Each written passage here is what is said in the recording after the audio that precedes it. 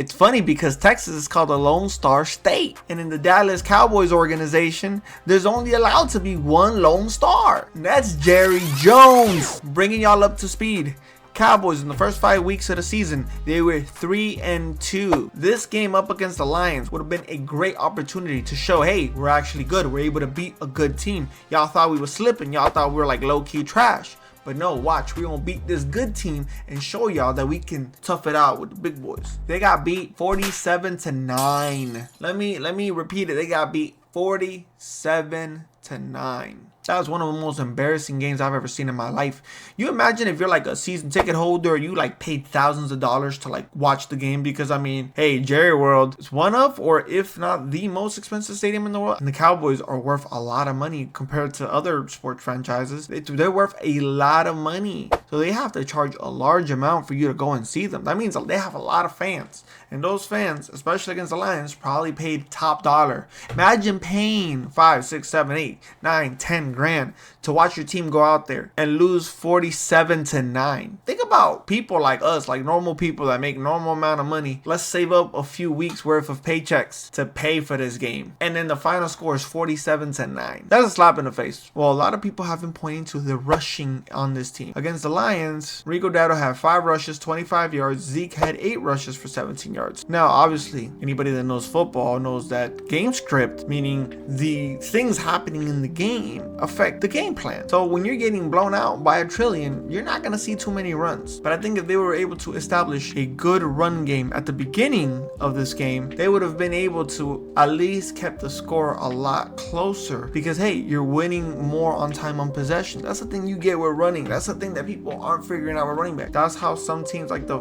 Rams beat the 49ers. They literally use their running back to carry them. That's how the Eagles use their running back. Hey, our offense is like not working right now. We're just gonna give the ball to the running back. Whenever we get in goal line distance, we're just gonna give it to the running back. Giving it to Saquon 5 yards out is the equivalent of the tush push, dude. But Jerry doesn't have a running back he can trust like that. People are pointing to the running back situation being one of their causes of them struggling, and I agree, but I think it's a symptom from their actual biggest issue, which is their offensive line. They decided to not re-sign 2 important offensive linemen last year, Tyron Smith and Tyler Biadasz. I don't know if I pronounced his name right. Tyler Biadasz. Maybe I did, maybe I didn't. If I didn't, I'm sorry, Tyler. Tyron and Tyler were the 2 guys that they chose not to sign. They replaced Tyron Smith with Tyler Guyton, who was one of the rookies they selected this year in the first round. And they've rotated a few people at center, but their current center, Cooper Beebe, to replace the center that they had before. Now, a lot of people don't watch the offensive line. I'll be real with y'all. I don't watch too much offensive line. I'm starting to watch a little bit more tape. So now I'm kind of starting to pay more attention to that. But when you're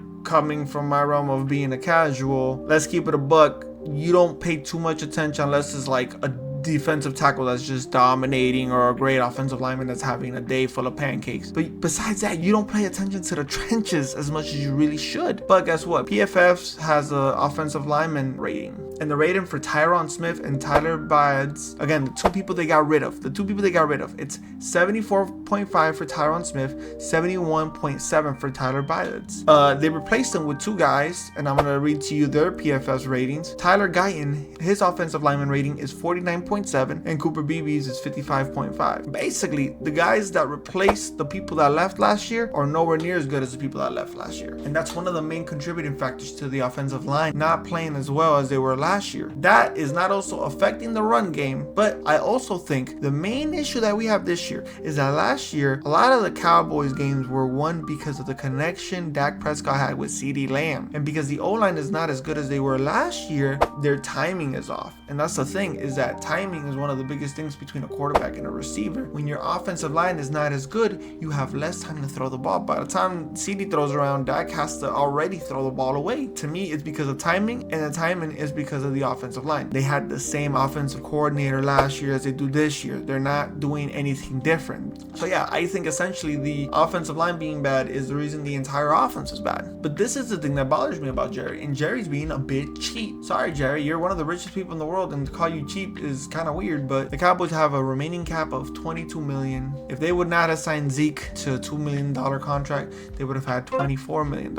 And guess what? Let's do a little bit of math. Tyron Smith signed a $6.5 million contract with the Jets. Y'all would have been able to re-sign him. And sure, he's not playing like he was in his prime. We look at the offensive lineman rating, he's still a lot better than the rookie y'all have. And again, it would have only costed $6 million to keep him. Y'all would have ended up with around $17 million left. And then guess what? Derrick Henry signed a $16 million deal with the Baltimore Ravens. Currently, dude is one of, if not the best running back in all of football. Again. Oh wow, who would have known? And guess what? The Cowboys had just enough money to sign him and keep maybe $1 mil, 1.5 mil. Now their offensive line ain't as bad because they kept Tyron Smith, and now Derrick Henry's running the ball for them. I think their offense looks a lot better. I think they would have been able to establish a great run game and not gotten blown out because they can hold the ball for a lot longer in their possession. Possession time is very important. I do feel like long term though, like this team is definitely not competing to win a Super Bowl.